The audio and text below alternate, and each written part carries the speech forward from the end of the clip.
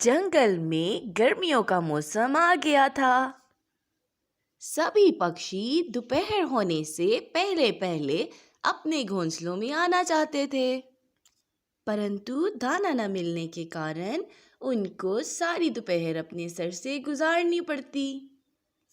मिट्ठू तोते, आज तुझे क्या हो गया? तेरा चेहरा इतना पीला क्यों हो रहा है? कालू कौवे, आज दाना मुझे शाम में मिला। पूरी दोपहर उड़ने से मुझे हैजा लग गया और इसीलिए मेरा चेहरा पीला पड़ गया। हाँ मिट्ठू तोते, भोजन का तो कुछ ना पूछो। कल मैं और गोरी खाली हाथ घर लौटे थे। पता नहीं हमारे जंगल में फल कब पकेंगे। एक दो बारिश हो जाए तब जाकर ये फल पकना शुरू होंगे। तब तक ऐसे ही गुजारा हमें करना पड़ेगा।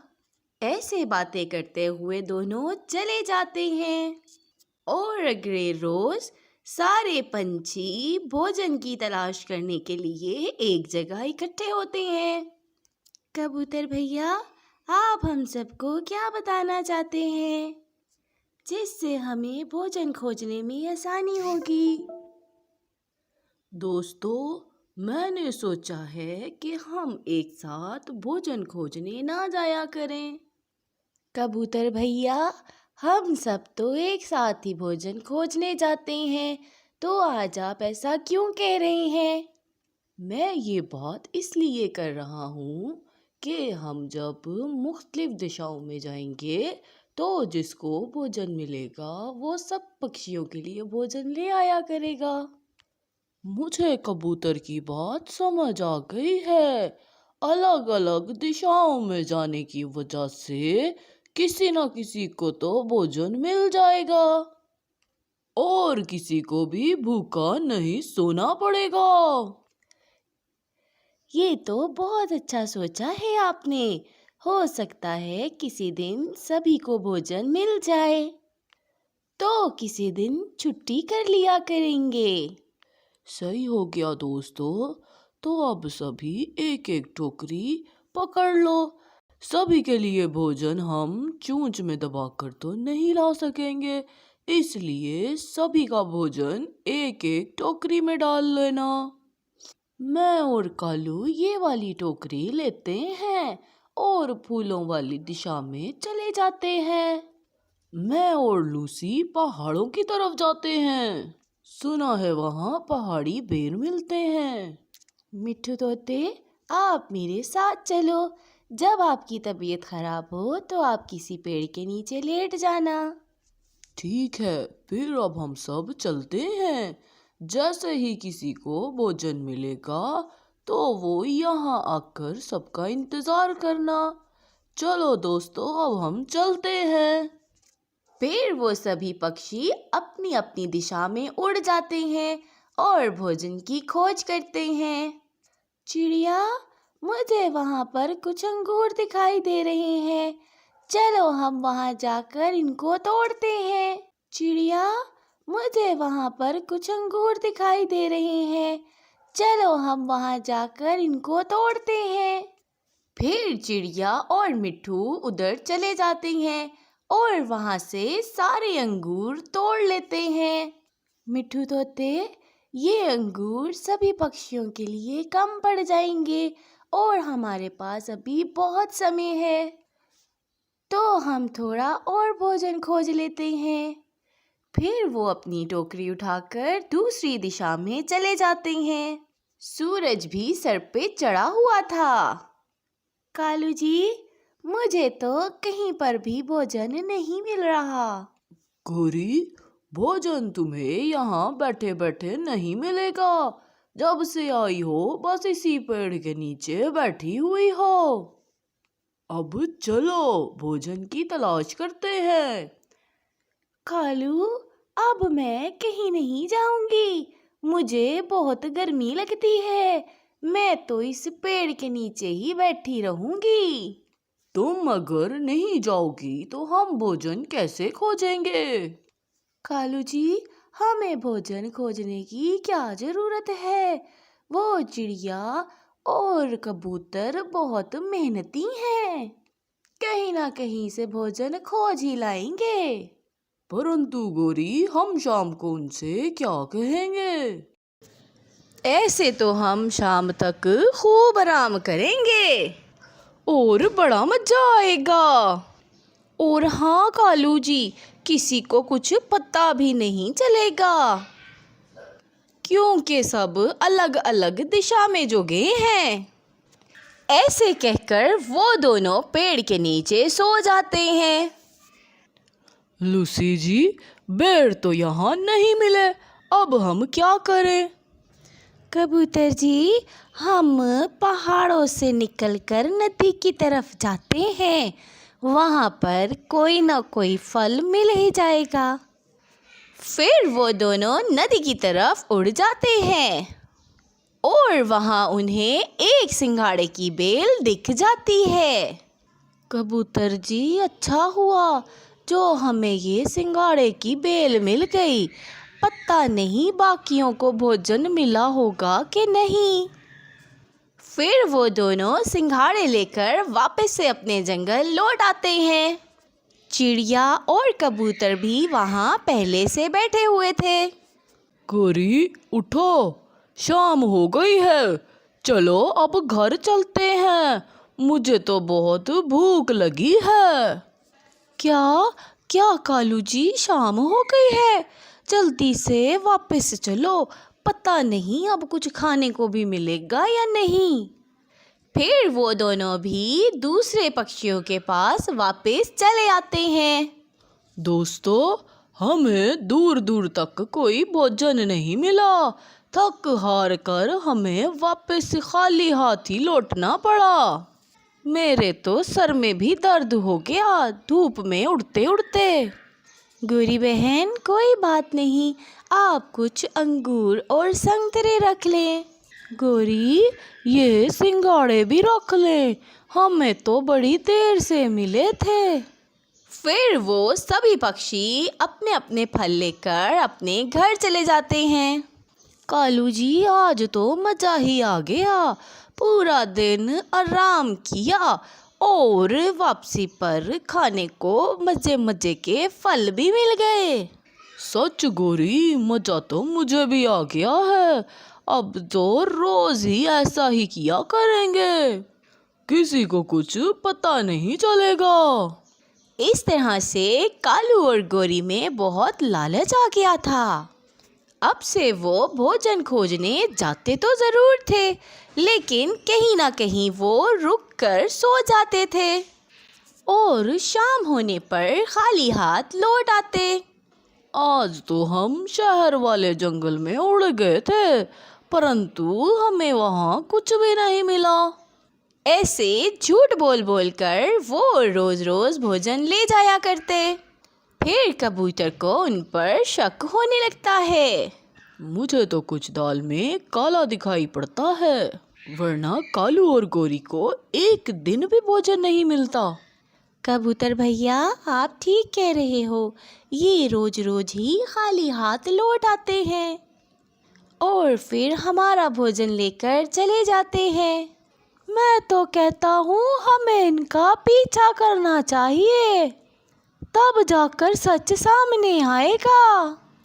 ठीक है, फिर कल सबसे पहले हम इनका छुपकर पीछा करेंगे और इनको देखेंगे कि ये कहाँ कहाँ जाते हैं।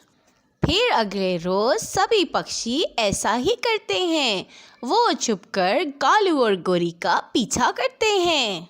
कालू जी, आज हम थोड़ा लेट जाएंगे। हाँ गोरी, तुम ठीक कह रही हो, और उन बेवकूफ़ों को लगेगा कि हम दूर दूर से भोजन तलाशते आए हैं। देखा, ये दोनों कितने मक्कार हैं, बदमाश कहीं के। मैं अभी जाकर इनकी खबर लेता हूँ। नहीं कबूतर भैया, हम शाम को इनको अच्छे से मज़ा सिखाएंगे। हम अपना सारा भोजन अपने अपने घरों में रख कर आएंगे। और खाली हाथ इनके पास आएंगे।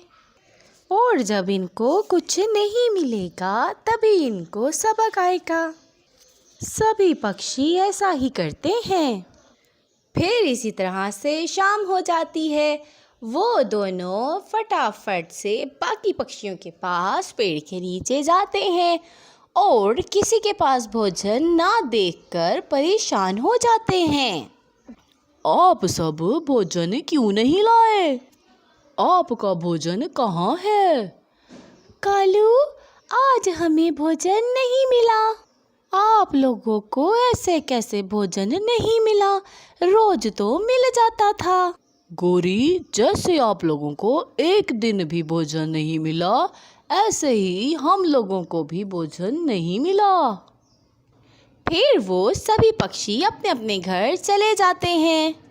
कालू और गोरी को बहुत तेज भूख लगी थी। वो तो भूख के मारे सो भी नहीं पा रहे थे। गोरी, आज के बाद हम कभी आराम नहीं करेंगे।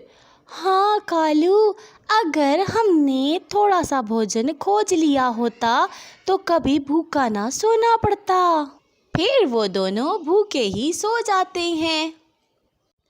कड़ी मेहनत और लंबे समय के बाद टूनी चिड़िया ने अपने लिए एक मजबूत घर बना लिया था। घर लकड़ी का था लेकिन बहुत मजबूत था। मामा, आप हर साल नया घर क्यों बनाती हो? हम अपने पुराने घर में भी तो रह सकते हैं। बेटी, अगर हम नया और मजबूत घर नहीं बनाएंगे तो तेज़ बारिशों और तूफान में कहाँ जाएंगे? इसलिए हम पक्षियों को हर साल नए घर बनाने होते हैं। ठीक है मामा, अब जल्दी नए घर में चलो। मुझे नए घर के कोने कोने में उड़ना है। बेटी, आप नए घर के कोने कोने में खूब मस्तियाँ करो, लेकिन मुझे अभी थोड़ी लकड़ियाँ और लेकर आनी हैं, इसलिए मैं जंगल जा रही हूँ। इस तरह कहकर मामा चिड़िया लकड़ियाँ लेने चली जाती है। अभी वो लकड़ियाँ ढूंढ ही रही थी कि उसकी नज़र एक सुंदर सी प्यारी सी तितली पर जाती है जो कि शिकारी के जाल में फंसी हुई थी। मुझे इसकी मदद करनी चाहिए। फिर टूनी चिड़िया अपनी चोंच की मदद से जाल को काट देती है और तितली को बाहर निकाल देती है और फिर चिड़िया लकड़ी लेकर अपने घर आ जाती है। कालू, इस बार तो मैं खुद ही नया घर बनाऊंगी। अरे क्या क्या क्या कह रही हो तुम? कुछ पता भी है कि नया घर कैसे बनता है? हाँ हाँ, इस साल घर मैं ही बनाऊंगी और देख लेना, आपसे बहुत अच्छा ही घर बनेगा मेरा। कम से कम मेरा बनाया हुआ घर कुछ बारिशों को झेल ही जाता है, लेकिन तुमने घर बनाया तो हमें पहली बारिश में ही भीगना पड़ेगा। ये कहकर कालू कौवा जोर जोर से हंसने लगता है, परंतु गोरी कौवी को तो बहुत गुस्सा आ रहा था। बस बस कालू, इतना हंसने की ज़रूरत नहीं है। मैं लकड़ी लेने जंगल जा रही हूँ और तुम भोजन की खोज को जाओ। ठीक है गोरी, मैं जाता हूँ, लेकिन तुम शाम होने से पहले पहले अपने जंगल में लौट आना। यूं कालू कौवा भोजन लेने घोंसले से निकल जाता है और गोरी कौवी लकड़ी लेने के लिए घोंसले से निकल जाती है। रास्ते में उसको टूनी चिड़िया अपना घर बनाते हुए दिखाई देती है और गोरी कौवी वहाँ रुक जाती है। अरे वाह छोटी चिड़िया, कितना शानदार घर बनाया है। हाँ गोरी बहन, इस बार मैंने अपना घर बहुत ध्यान से बनाया है। चिड़िया, तुम्हारा घर तो पूरा बन गया है, फिर तुम ये फालतू की लकड़ी क्यों लगा रही हो? गोरी बहन, इन लकड़ियों से घर की छत और भी ज़्यादा मजबूत हो जाएगी। फिर बारिश की एक बूंद भी घर में नहीं आ पाएगी। ये छोटी चिड़िया तो बहुत समझदार है। इसको तो घर अच्छे से बनाना आता है। क्यों ना मैं अपना घर इस चिड़िया से ही बनवा लूं, फिर मेरी सारी टेंशन ख़त्म हो जाएगी। ऐसा सोचते हुए गौरी कव्वी टूनी चिड़िया से बात करती है। टूनी चिड़िया, मुझे तो घर बनाना आता ही नहीं है, और एक वो कालू है, वो घर बना भी दे तो वो किसी काम का नहीं होता।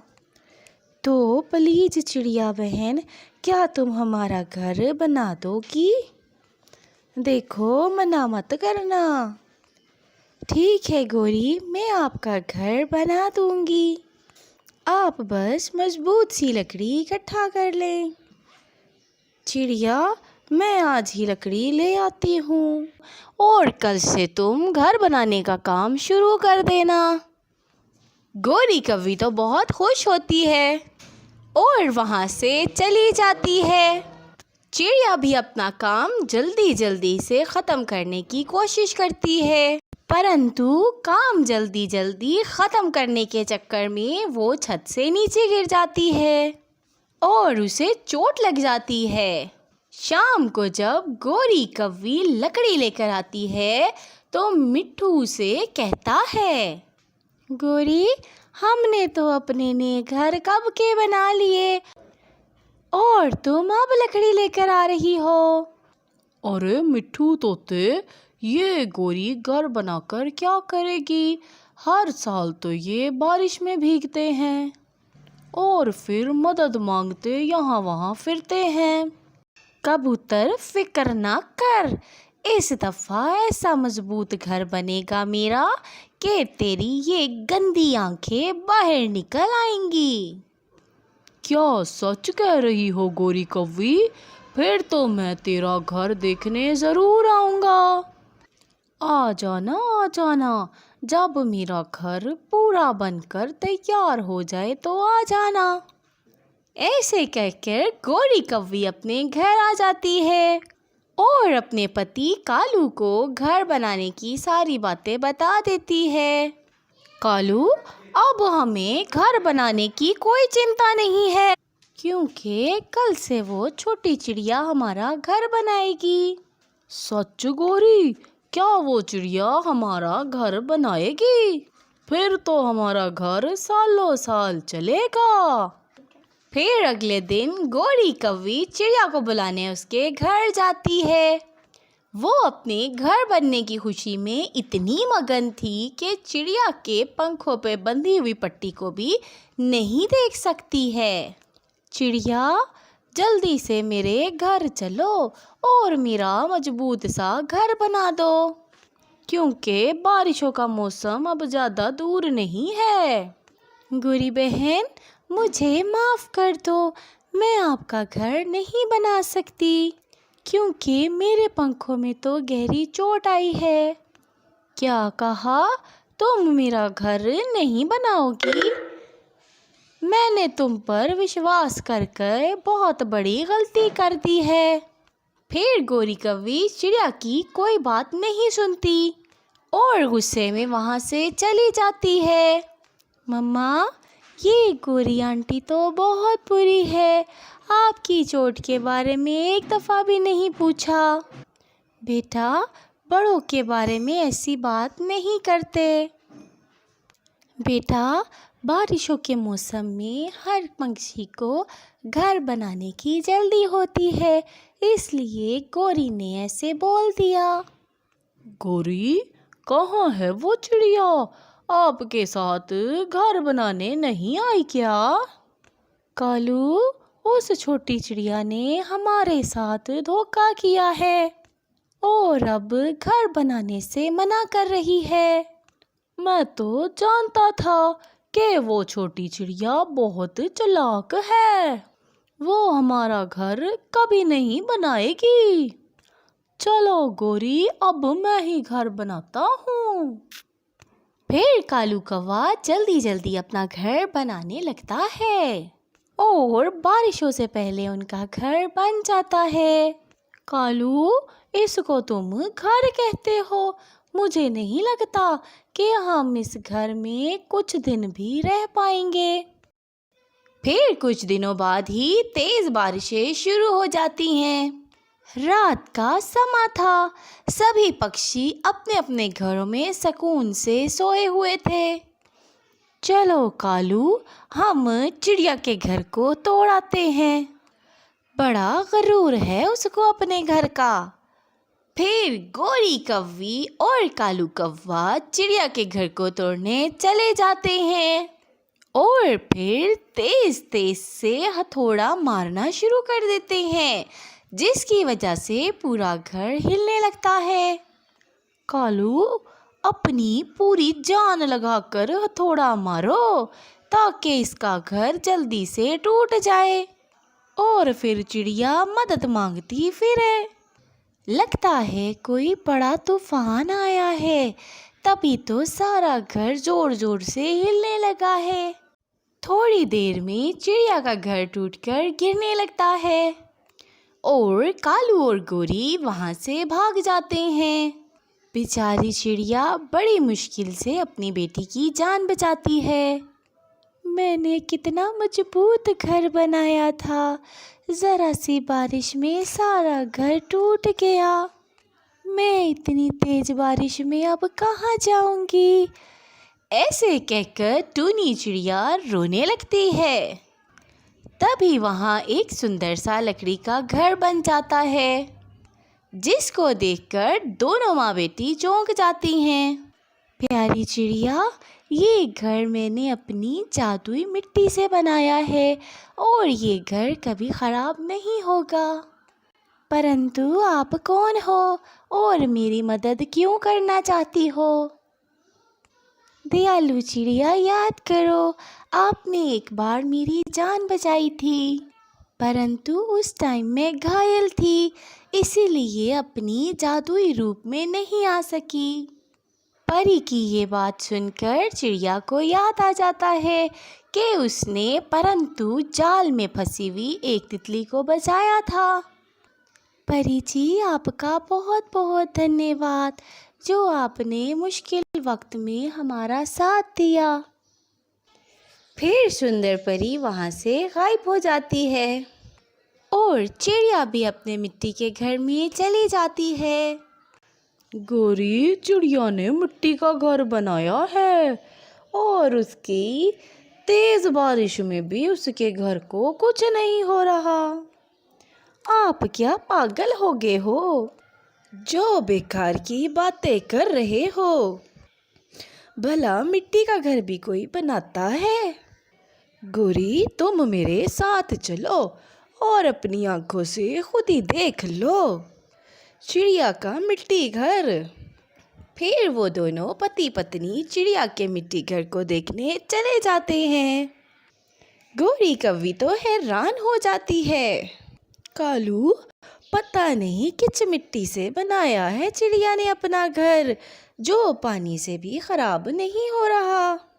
चलो कोई बात नहीं, अब मैं अपनी चोंच से पूरे घर को खराब कर देती हूँ। ऐसे कहते ही गोरी मिट्टी के घर को अपनी चोंच मारने ही वाली थी कि वो मिट्टी की बन जाती है और वहाँ पर जादुई परी आ जाती है। दुष्ट कौवी, तुम चिड़िया के घर को तोड़ने चली थी, अब यही तुम्हारी सजा है। परी जी, माफ कर दे, कृपया हमें माफ कर दे। दोबारा से हम ऐसा नहीं करेंगे, कृपया मेरी पत्नी को ठीक कर दें। फिर कालू कौवा जादुई परी से खूब माफ़ी मांगता है और परी को उस पर तरस आ जाता है। वो गोरी कौवी को पहले जैसा बना देती है और वहाँ से गायब हो जाती है और चिड़िया भी खुशी खुशी अपनी मिट्टी के घर में रहती है। चिड़िया का बेटा कुकू और कौवे का बेटा जग्गू दोनों एक दूसरे के दोस्त थे। वो हर रोज की तरह आज भी एक दूसरे के साथ खेलने जा रहे थे। कुकू, थोड़ा सा और आगे चलते हैं।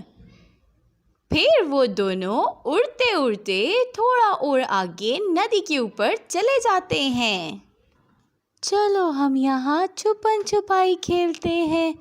जग्गू, पहले तुम छुपो और मैं तुम्हें ढूंढता हूँ। नहीं कुकू, पहले तुम छुपो और मैं तुम्हें ढूंढूंगा। चलो ठीक है, मैं ही छुपता हूँ। फिर कुकू छुपने चला जाता है। जग्गू कुकू को ढूंढने लगता है। वहाँ दो और पंछी आ जाते हैं। एक कीकी था और दूसरा बुलबुला। जग्गू, तुम हर समय कुकू से ही खेलते रहते हो।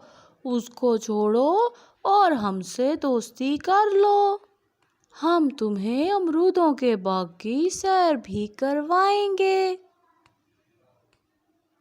और मीठे पानी के झरने पर भी लेके जाएंगे। तो इसमें बुरा क्या है? हम कुकू को भी साथ ले जाते हैं। नहीं, हम कुकू से दोस्ती नहीं करेंगे। अगर तुमने जाना है तो आ जाओ। जब जग्गू कुकू को नजर नहीं आता तो कुकू खुद ही झाड़ियों में से निकलकर आ जाता है। जग्गू, तुम यहाँ बातें कर रहे हो। शायद तुम भूल गए कि तुमने मुझे ढूंढना था। कुकू, ये कीकी और बुलबुला है। ये मुझे अपना दोस्त बनाने आए हैं और मैं इनके साथ अमरूद खाने जा रहा हूँ। जग्गू, मैं भी तो तुम्हारा दोस्त हूँ। तुम ऐसे कैसे मुझे इनके साथ अकेला छोड़कर जा सकते हो? क्योंकि तुम जग्गू को अमरूद नहीं खिलाते हो और हम जग्गू को अमरूद खिलाएंगे और मीठे झरने की सैर भी करवाएंगे। मुझे भी अपने साथ ले जाओ। नहीं, हम केवल जग्गू को ही अपना दोस्त बनाएंगे। हम तुम्हें नहीं लेकर जाएंगे। कुकू, आज से मैं कीकी और बुलबुले का दोस्त बन जाऊंगा और मैं इनके साथ ही खेलूंगा। तुम्हारे साथ मेरी दोस्ती खत्म है। ऐसा कहते हुए जग्गू बुलबुले और कीकी के साथ चला जाता है। जग्गू ने मेरे साथ दोस्ती खत्म कर दी। क्या मैं इतना बुरा हूँ? मैंने तो जग्गू के साथ कभी लड़ाई भी नहीं की। कीकी और बुलबुला जग्गू को अपने साथ बहुत दूर ले जाते हैं और जग्गू थक जाता है।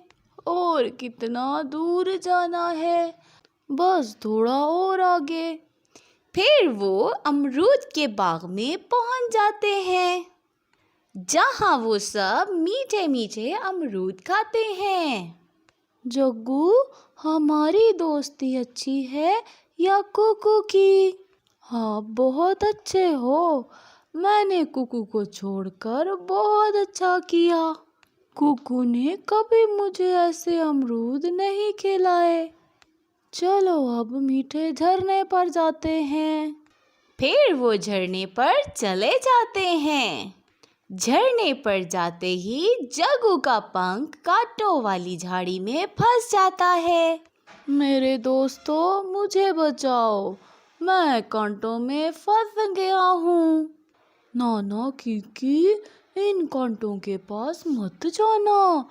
मेरी मम्मा बताती हैं कि ये कांटे बहुत खतरनाक हैं। कहीं ऐसा ना हो कि हम दोनों भी इन कांटों में फंस जाएं। मैंने आज ही आप लोगों के साथ दोस्ती की है। आप अपने दोस्त को ऐसे कैसे छोड़कर जा सकते हो? यार जग्गू, तुम तो मरोगे ही। क्या साथ में हम भी मर जाएं? शाम हो जाती है।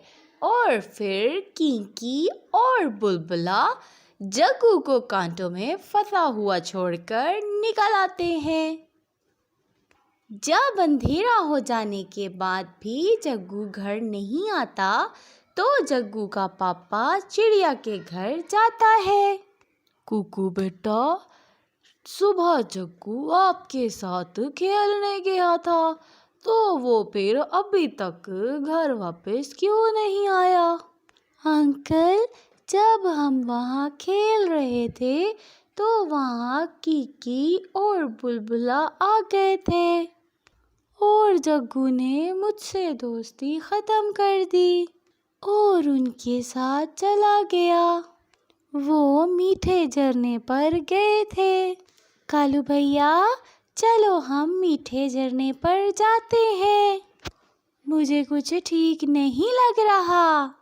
फिर चिड़िया और उसका बेटा और कालू कौवा मीठे झरने पर जाते हैं, जहाँ जग्गू कांटों में फंसा हुआ रो रहा था। अपनी मम्मा और कालू कौवे से पहले ही कुकू कांटों की परवाह किए बगैर ही अपने दोस्त जग्गू को कांटों से बाहर निकालता है। कुकू मेरे दोस्त, आपके कांटे चुभ गए हैं और आपके पंख से खून निकल रहा है। जब एक दोस्त मुसीबत में हो तो दूसरा आराम से कैसे बैठ सकता है? चिड़िया और कौवा दोनों बैठे ये सब देख रहे थे। जग्गू बेटा, बचपन के दोस्त छोड़कर नए दोस्त बनाने की सज़ा तुम्हें मिल गई है। चलो अब घर चलें। कुकू, मुझे माफ़ कर दो मेरे दोस्त, मैं भूल गया था। अच्छा, अब जल्दी वापस चलो, घर जाकर बिरयानी खाते हैं। मैंने बहुत मज़े की बिरयानी बनाई हुई है। फिर वो सब खुशी खुशी वापस चले जाते हैं। कल कबूतर और कबूतरी की ईद थी। सारे पक्षी मिलजुल कर कबूतर और कबूतरी की ईद मनाने की तैयारियों में लगे हुए थे। चिड़िया भागी भागी तोते के पास आती है। मिठू, मिठू, जल्दी चलो, आज हम सब मिलकर कबूतर के साथ पहाड़ों पर जाएंगे। वहाँ जाकर ईद का चांद देखेंगे। चिड़िया, क्या कल कबूतर की ईद है? हाँ मिठू, कबूतर भी तो अपनी कबूतरी को लेकर हमारी होली और दिवाली मनाने आया था, इसलिए हम सब भी कबूतर की खुशियों में शरीक होंगे। फिर चिड़िया और मिठू कबूतर के घर की तरफ चले जाते हैं। उसी जंगल में एक गौरी कौवी और कालू कौवा भी रहते थे, जिन्हें दूसरे पक्षियों की खुशियाँ अच्छी नहीं लगती थीं। गौरी कौवी अपने पति कालू कौवे से कहती है, कालू, जो भी हो जाए, इस बार तो मैं कबूतर और कबूतरी को ईद की खुशियाँ मनाने नहीं दूंगी। गौरी, चिड़िया और मिठू इस बार कबूतर और कबूतरी के साथ मिलकर ईद की खुशियाँ मना रहे हैं और आज शाम वो सब मिलकर जंगल में पहाड़ों पर जाकर ईद का चांद देखेंगे। मैं भी आज उन्हें ईद का चांद नहीं देखने दूंगी। कालू, तुम मेरे साथ चलो। मगर कहाँ गौरी? मेरे दोस्त शरारती बादल के पास। फिर कालू कौवा और गौरी कौवी मिलकर शरारती बादल के पास चले जाते हैं। शरारती बादल सागर पर सो रहा था। गौरी शरारती बादल को आवाज़ देती है, अरे शरारती बादल, मेरे दोस्त कैसे हो? मैं सोया हुआ था। तुमने मुझे क्यों जगाया है कौवी? भूल गए हो शरारती बादल, हम आपके ही दोस्त हैं। आपके दोस्त शैतान कौवे। हम एक काम से आपके पास आए हैं।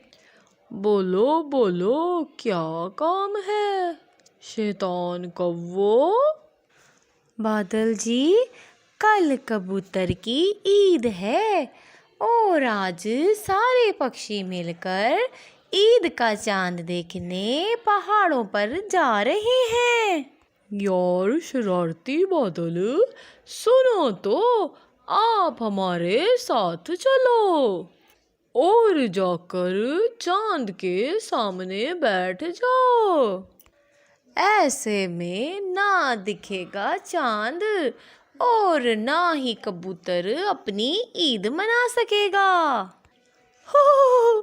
बहुत शैतान हो तुम लोग, मगर बदले में मुझे तुम मीठा मीठा नारियल पानी तो दोगे ना?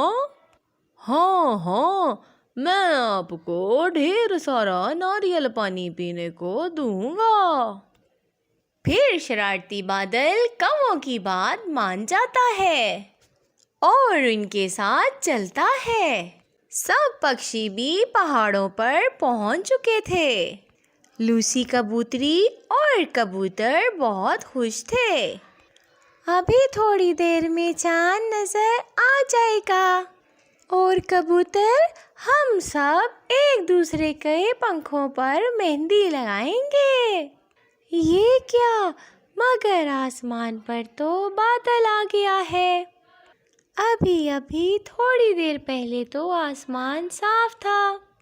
और गोरी कौवी और कालू कौवा शरारती बादल को लेकर चांद के सामने पहुंच जाते हैं।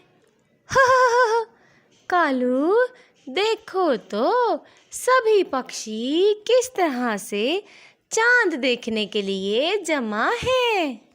गोरी, शरारती बादल के पीछे छुप जाओ, कहीं वो सब हमें देख ही ना लें। हाँ हाँ, तुम दोनों मेरे पीछे छुप जाओ। अगर पक्षियों ने तुम्हें देख लिया तो उनको तुम्हारी शरारत का पता चल जाएगा। अरे चिड़िया बहन, अब हम ईद का चांद कैसे देखेंगे? अगर चांद नजर ना आया तो हम अपनी ईद भी नहीं मना पाएंगे। कबूतर भैया, आप थोड़ी सी धीरज रखें। अभी थोड़ी देर में बादल भैया अपने घर चले जाएंगे और आसमान साफ हो जाएगा। वो सब इंतजार करते हैं, मगर बादल तो जाने का नाम ही नहीं ले रहा था। मैं अभी घर से अपनी टेलीस्कोप लेकर आता हूँ। मेरी टेलीस्कोप से हम दूर तक देख सकते हैं। फिर मिट्ठू तोता भागकर अपने घर जाता है और घर से अपनी टेलीस्कोप लेकर आता है।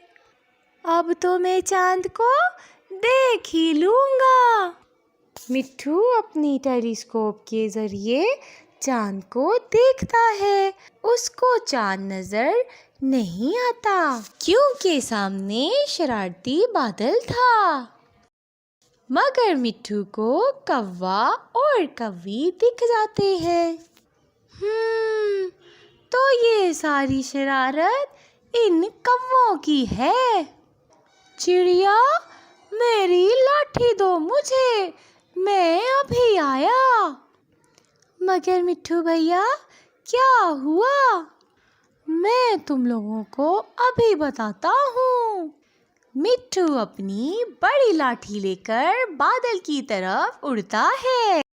शरारती बादल जैसे ही मिट्ठू को अपनी तरफ लाठी लाता देखता है, वो वहाँ से भागता है। कहाँ चले शरारती बादल? कहाँ चले?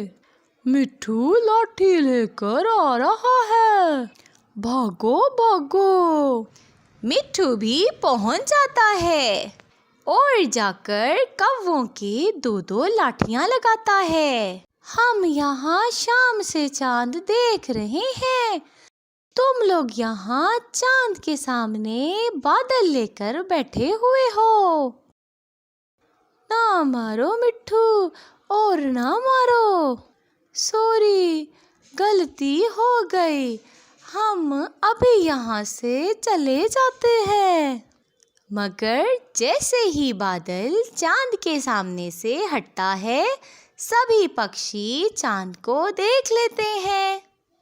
कबूतर और कबूतरी चांद को देखकर बहुत खुश होते हैं और फिर वो सब मिलकर चांद रात मनाते हैं और तरह तरह के भोजन खाते हैं।